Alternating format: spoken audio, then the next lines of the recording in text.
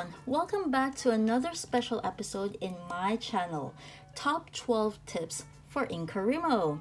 I hope everyone's feeling good today. Please do not forget to subscribe and hit that notification button while you're at it. So, today I am going to talk about where it all started, or rather, where and how I started swapping and snail mailing.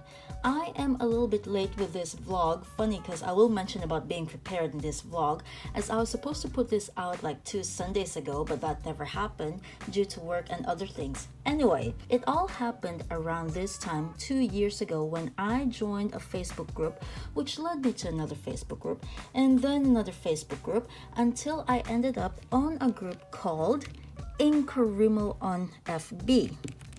What does InCoWriMo mean? InCoWriMo stands for International Correspondence Writing Month, and it happens every February. The tagline is a handwritten letter every day. Yes, that's right. The whole concept is that you will be writing one letter a day for 28 days. Or well, if February falls in the leap year, then you'll be writing for 29 days. For those of you who are just starting out, or for those of you who are interested to join, I have here a few tips for you based on my own experience. Are you guys ready? Okay, let's go. Number 1, of course, identify why you are doing it. Is it really something you want to do? You have to remember you are committing for 28 days. Will you be able to commit for the full 28 days? Are you doing this just for fun, just to see what it's all about? Or is it something new for you to try? Or do you want to do it for long term? That is, are you actually looking for pen pals? Tip number 2, start planning ahead. I recommend that you start planning no later than the 3rd week of January, which was actually when this vlog was supposed to come out, but then it never did. So, how do you plan ahead? First, you look at websites. You start joining Facebook groups and start looking for people to write to. Sadly, this seems to have died down a little bit on Facebook. When I first joined about 2 years ago, everyone seemed to want to take part in this. Now it seems that the hype has gone down since then. I have no idea why. Anyway, so there are 4 sources that you could look at. Source number 1, the actual InCoWriMo website. Yes, they actually have a website just for February. But there are 2 downsides to this website. Number 1, you have to submit your address, and that goes on to the main address list or the main page on the website, which means that it is visible for everyone who goes into the website, and this, understandably, makes a lot of people uncomfortable. The second downside is that, yes, granted, you can pick any name from this worldwide address book and write to any single one in that list, but they won't know that you're writing to them until they have actually received that letter, meaning you may or may not get a response. If you're looking to get a response or looking to exchange letters with just for this month, then perhaps this site isn't for you. The second source is InCoWriMo on Facebook. That was where I started, and that led me to several more snail mail related Facebook groups. Now, this group was made specially for InCoWriMo. Back then, this was the place to look for people to write to during this period. You can write a post on the main wall and announce that you are looking, and those who are interested in exchanging with you would reply. You can either drop your address in the address file, which is visible only to those who are within the group. Outsiders are not able to see this address file, don't worry about that. Or you can tell them to message you for your address if you are uncomfortable about putting out your address in the address file. The third source, there are various pen pal Facebook groups or snail mail related Facebook groups that you can join to look for people to write to. After joining InCoWriMo on Facebook, I discovered another Facebook group called the Bullet Journal Pen Pals group. And at that time, it was also very active, and I actually got a lot of pen pals from that group. Sadly, that group too isn't as active as it used to be. I have also just recently discovered another Facebook group called Worldwide Snail Mail Pen Pals. This group seems pretty active so far. Alright, and then the last source that you could go for to look for InCoWriMo pals is, and of course, if you are internet savvy, this would work for you. It is Instagram. All you have to do is upload a relevant photo on Instagram and type out the various hashtags, such as hashtag looking for pen pal, hashtag InCoWriMo, hashtag InCoWriMo 2019. Now those are just a few, and then wait for people to message you. Of course, this only works if your account is public. If your account is private and you would rather it remain that way, you could simply type out the hashtag in the search bar like this. Alright, so that's the search bar right there. So let's see what we get here. Alright, so that's the hashtag InCoWriMo 2019. Alright, so far there are only 106 posts. Then you go into that, and then you will see all the public accounts that have uploaded relevant posts about InCoWriMo. Let's look at this one. So this account belongs to Beautiful Gray Mouse. Hi fellow writers, my third InCoWriMo year is about to start. Let's make it as fun as before. Are you in? Let's try the other hashtag. Let's not do that. Let's do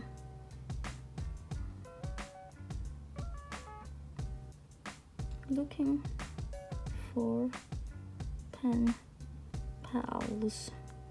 There's a lot of posts for that already, so take a look at that. So there are a lot of, oh, see, now look at that. Now this is a good post if you're looking for pen pal. All she did was put the word pen pal in her photo, and it says, sorry, my phone's a little bit, well, it's old. It occasionally does this thing. So this is from Soul Communicator.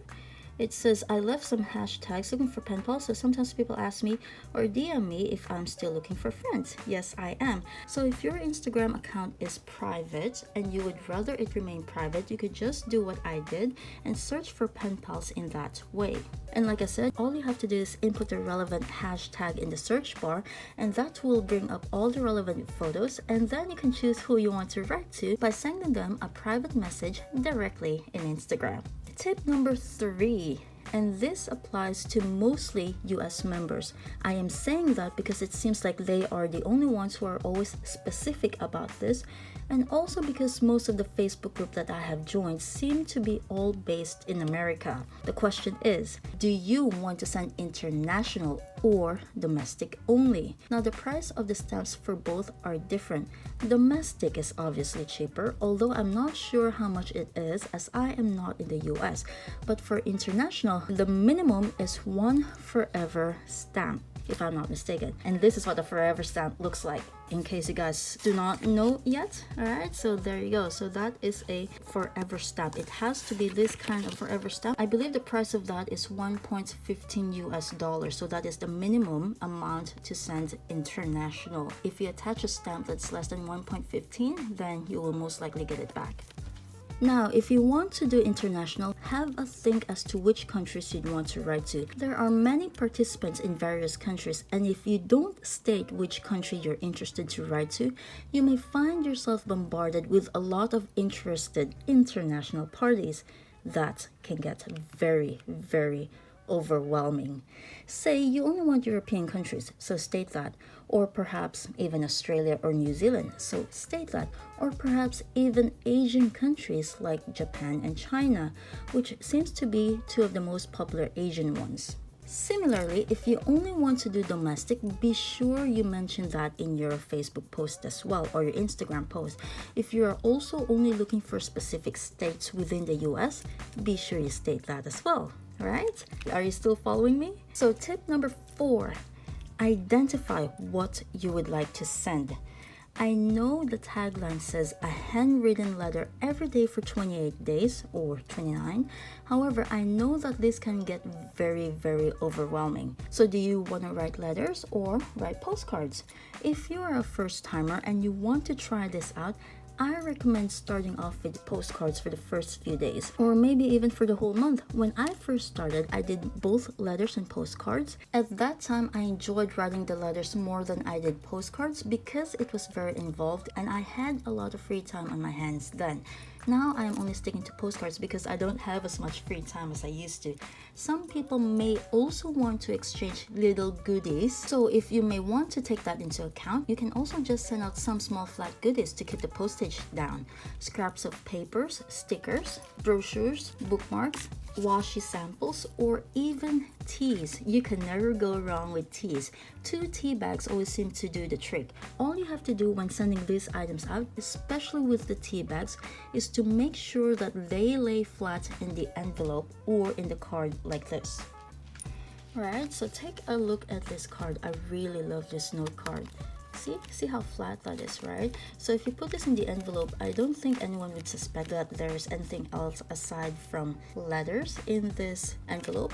But then you open it and take a look at that. So that is all the tea. So these obviously are 4 tea bags, but if you're only sending 2, you can just tape them down to one side of the note card. So the trick to that is to make sure that they lay flat in the envelope, or you would be charged extra if the envelope is bulky. Tip number 5, create a draft letter or think of what you want to write. Also, identify if you're writing first or at the same time as your partner, or waiting for the other person to write first. I find that a lot of people request for the other person to write first for various reasons, but one of them being that they struggle with what to write in the first letter, which, to be honest, I find that a little bit surprising. I recommend writing the letter off with, of course, the usual hello, how are you, hope you're doing well, then mention where you got their names from, which Facebook group or which website or which Instagram account, just in case they forget that they were expecting a letter from you. So you can say, this is Chriselle and I've answered your post on the Facebook group InCoWriMo on Facebook, and we both agreed that I would write the first letter. And then you go into a short introduction about yourself. Now, I live in a rather unique place. It's called Macau, and that is in China. So I love telling people about it. I usually start off by saying something about my hometown Macau before getting into a full intro about myself. I mention where Macau is, population, weather, languages, my neighborhood, and then I go straight into my own self-introduction. I state my age, my marital status, my family, work, and lastly, my hobbies. Now, when you write, don't forget to ask a few questions along the way. For example, if you want to talk about the weather, you can write, the weather here in Macau is quite great and it is absolutely cold and I can't stand it. How about the weather in your area? How cold does it get? Or if you're talking about yourself, you can say, for example, with me, I have a daughter and she is 13 years old. How about you? Do you have any children? Or if you want to talk about work, you can mention your profession. For example, with me, I will say, oh, I work as a teacher. What do you do? Lastly, I find that writing out your hobbies is probably the most easiest to write, because obviously you're talking about, your passion, things that you like to do. And usually when you write what you're most familiar with, the words just flow more easily. But don't forget, of course, to ask questions about hobbies as well. So I can say, for example, I like pen paling. How about you? When did you start pen paling? What got you interested in pen paling? How many pen pals do you have? Which countries do they come from? And all those kinds of questions. I find that if you do a main intro draft or a main first letter draft, then that would be easier for you as you go along, because you can simply just keep that master copy and then simply copy from it as you go along. For postcards, it's the same thing. I usually just write in brief about my hometown and a little bit about myself. I usually write in point form due to lack of space. Now, I don't recommend typing, but I know that some people do this because of problems with their hands. However, if you're only doing this as a one-off with a person you may potentially not hear back from again in the future, then I suggest handwriting. If you're only doing that one impression, at least make it count. You know what I mean? Alright, tip number 6.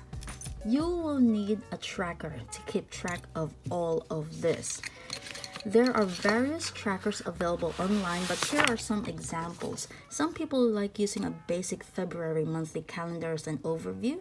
So what they do here is they write down the names of the people that they are promising to write to, and then if they don't have enough people to write until day 28, at least they have an overview of how many more they are missing. Or you can go into details such as this one that I have made. So this is the InCoWriMo Tracker 2019 International Correspondence Writing Month. So you can write the recipient, recipient and their location. So there are also 28 numbers in this one. So you write, for example, my name, Crisella Larry, located in Macau. Now this is the master list. Like I said, some people like to go into details, and this is the list of details that I've come up with.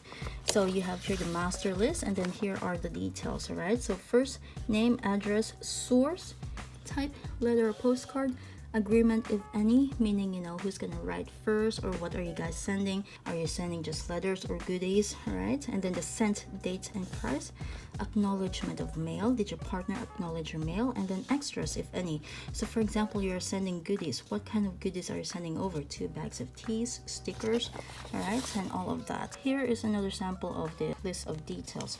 Now I find this quite useful, especially if you plan on doing this every year, and especially this part, at least you know that if you're sending over 2 tea bags and you write down the details here, 2 tea bags, couple of stickers, at least you will know how much it will cost, so you can get better prepared for next year. Tip number 7, and this is probably one of the most important things. You'll have to remember that you will be writing a lot. Even if you're only just writing postcards, you will still be writing 28 postcards. So what do you need? You will need a very good pen or pens. A pen that is obviously comfortable for you to hold and writes smoothly. These are the pens that I use. I normally just use purple ones because purple is my favorite, but sometimes I run out of purple pens and then I would use the black one. And this is also a good pen because it comes with an erasable tip. So you can just write something, and if you make a mistake, you can simply erase it. So take a look at that. This is magic.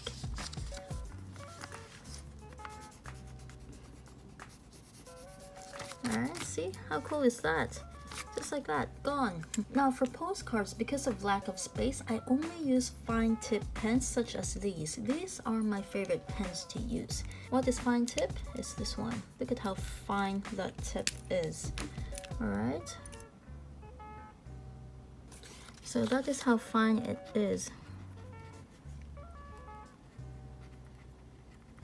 As compared to this erasable pen, which is actually a little bit thicker. Sometimes for postcards, I use different colored pens such as these. This is a good brand to use. I really like using this brand when it comes to postcards. And sometimes writing on postcards can be a huge pain in the ass, especially if the back is glossy, such as the postcards from Macau, like this one. So this one here is a little bit glossy. If you use pens like this, the ink will smudge. So you definitely need to do a test before you write on it. See, so that's the purple ink that I use. See how quickly it rubbed itself off. When I first started, I actually printed out labels and stuck them on the postcards so that the ink won't smudge, because I like using pens like this. These are what the labels look like. So I would simply just stick that one here. This label is obviously too big for this postcard, and then I just write on it, and this is just like regular piece of paper. Then I could use the ink or the gel pens that I love using. But lately, because I really don't have time to print out labels and then cut them out, what I would do if I'm using gel pens is that sometimes I would just use clear tape or scotch tape and then just tape them over the words in the postcard, and that would actually protect them. Alright, so tip number 8. Start writing and perhaps decorating. If you are into art, most especially those beautiful, absolutely beautiful envelope art, schedule it and put time aside to write. This is very, very important and will help you not to get too overwhelmed.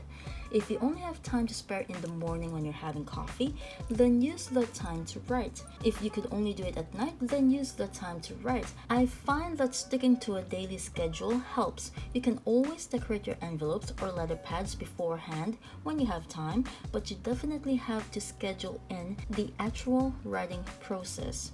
If you want to fancy up your postcards, as mentioned earlier, you could use different colored pens or even decorate it with washi or stickers. So here I did something similar. Alright, this isn't washi tape, this is a quote that I printed out on the internet. I like using quotes to decorate the postcards. Due to the lack of space, I recommend decorating the postcards first and putting those stamps on and airmail stickers first, so you know how much space there is left for you to write. There's no point writing first only to find out that the sticker or washi that you wanted to use on that postcard is now covering certain parts of your sentences. Tip number 9. Letter sets. There are plenty of places where you can get stationery. Heck, you could even use a simple plain white paper but fancy it up by using washi tape or stickers. There are also several Facebook groups that sell stationery. I know a swapper friend of mine, Joyce Wright, who's over in Las Vegas in the US, sells stationery. Look her up on Facebook. I think her Facebook name is Sensational Stationery Creations by Joyce. She has a huge range of stationery. Now, if you don't have stationery, you can actually also use note cards to write on. Some people actually do use cards like this, and it's blank inside, and then you simply fill that in with whatever you want to write. These are also very handy. So I have here some stationery. I write small, so my lines are quite close together. This is an A5 stationery, and sometimes I would even use note cards because it just looks nicer. Tip number 10, address labels. These are also very, very important. If you have no access to address labels, I recommend you write out your own address on the envelopes beforehand. This can also get very tiring, so make sure you get this out of the way as well. There are also several Facebook groups that sell address labels, but I only know of two. One is called Pam's Labels, and the other one is what I've mentioned earlier, Sensational Stationery by Joyce. She also makes address labels. They are both on Facebook, but they are also both American based, so I'm not too sure whether they could actually send international or not. Tip number 11, mail out time. Yay! So if you are ready to mail out your letters, and if you're sending internationally and are hoping to hear from your pals, please be patient. It usually takes a minimum of 2 weeks to send anywhere, but that is just the minimum. Depending on where you send, it could go up to as long as 3 or 4 months. I will give you an example. Take these two letters for example. So these two are from the US. This one was sent on September 10th, 2018. This one was sent on September 12th, 2018. Now, usually it takes between 2 to 3 weeks for a letter to arrive to me if there are no public holidays. However, I have no idea what happened, but both of them got to me on January 10th, 2019. 4 months for these two letters to get to me. If you're worried about your letters going missing, use registered mail. At least that will give you tracking for international mail. But of course, you would have to pay extra for registered mail. Now, I know a lot of people do not know this. Late January or early February is also a bad time to send mail to China or other Asian countries that celebrate Lunar New Year. China in particular gets 10 days off for this major holiday. This year, Lunar New Year falls on the 5th, but companies start going on holidays as early as the 2nd or the 3rd of February. If you have any pen pals that live in Asian countries, I recommend putting them towards the end of the month. Especially to China, I recommend you mail your envelopes out around the 15th of February so it doesn't get caught up in the holidays. My first time joining InCoWriMo, a pen paler sent me something the week before Lunar New Year, and by the time it hit Asia, especially in those countries that celebrate Lunar New Year, they were already on holidays. So instead of taking just 15 to 20 days to get to me, it took nearly 2 months for that piece of mail to get to me. So you definitely need to be patient with international mail. Alright, we are nearing the end of this video. My last and final tip to everyone here is no pressure. Absolutely no pressure. Alright, so you should look at this as a hobby only. Just remember, just have fun. If you can't complete the 28 days challenge, then that is fine. There's absolutely no pressure for you to complete it. I know a lot of people start strong and then sort of fail at midway or towards the end of the month, and that is perfectly fine. This is your schedule, this is your life, this is just like a hobby. If you think that you are very busy or you get too overwhelmed with writing 28 letters a day, then that is completely fine. You can stop any time you want. Nobody's keeping track of this challenge aside from you. So there's absolutely no pressure. You don't have to complete this if you don't want to. You don't get a prize anyway for completing all 28 days, and you certainly will not be called out on it if you cannot complete all 28 days either.